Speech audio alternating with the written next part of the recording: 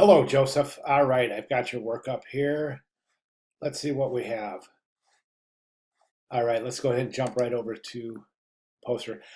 This is gorgeous work. The color palette's beautiful. Typography is a home run all day. Really great job on your type.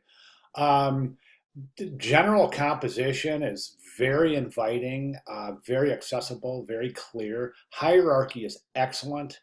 I just think it's a really fantastic. Plus, it's really super visually engaging for a poster. It does exactly what that is, that the intent is, and I think a poster is meant to be seen from across the room. This is a 2 foot by what is it? Wow, gosh, what is it? 18 by 24. I think that's what the type size is. So it's not 2 foot by 3, but 18 by 24 is a big. It's a big poster.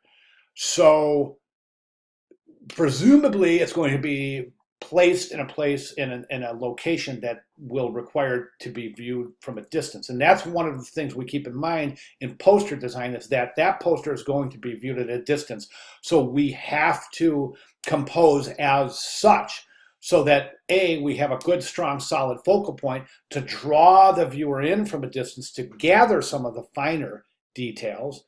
Okay, and then it also has to hold up at a close distance in preservation of hierarchy, in the detail, and in the typographic information being readable and legible, right? We've got all that right here. Great focal point. This is enough to bring the viewer in from across the room. The color palette's enough to say, hey, I want to get a closer look at that. Typography is enough that if it's seen from a distance, it sparks the interest to say to the viewer, okay, I'm going to make the decision to walk closer to that piece to see it. So everything's pointing to extreme success. So you should be proud of this piece, because I am, and I think it's fantastic. Composition's outstanding. All right, great job. That said, I got to call you on some technicalities, okay? What you've done when you added the sun back here is you've added a light source, a definitive light source. Before the sun was there, the light source was implied. Therefore, all we're looking at is consistency in the placement of the shadows and the highlights, because presumably those shadows and highlights are based on that light source. So a light source that isn't defined is implied.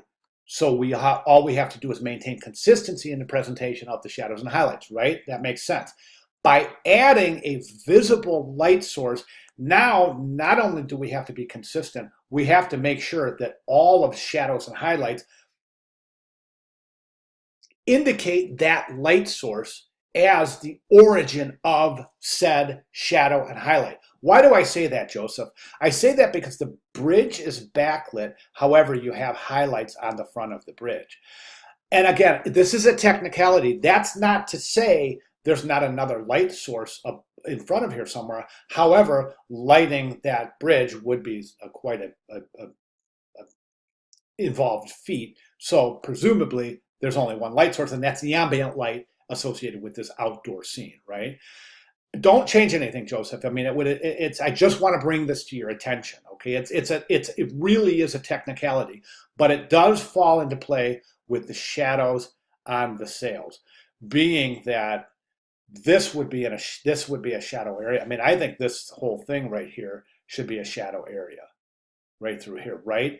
And conversely, I think the shadow area on this would fall on this side, not this side, right? This is great right here, because this shadow right here on the actual hull of the boat, that preserves the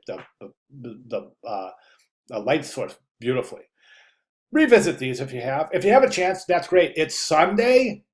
The poster's due today, so if you want to make changes and run it by me, have at it. I'll be glad to, but don't sweat it. It's not major. Like I said, it's a technicality, but I think it's one that should be at least contemplated. Okay, and I am throwing some somewhat advanced techniques here, somewhat advanced considerations, because of the fact that you just have this thing nailed. You've just drilled it. So great job.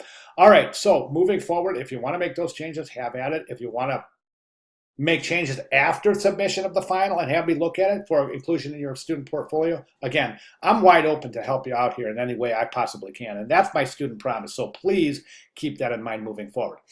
Okay, Joe. Wow, this is gorgeous. Really, such a great piece. Thanks so much for the effort and sharing your work with us through the week. So, questions, comments, concerns, or clarifications, right here. Please don't hesitate to let me know. All right, great job. Thank you very much.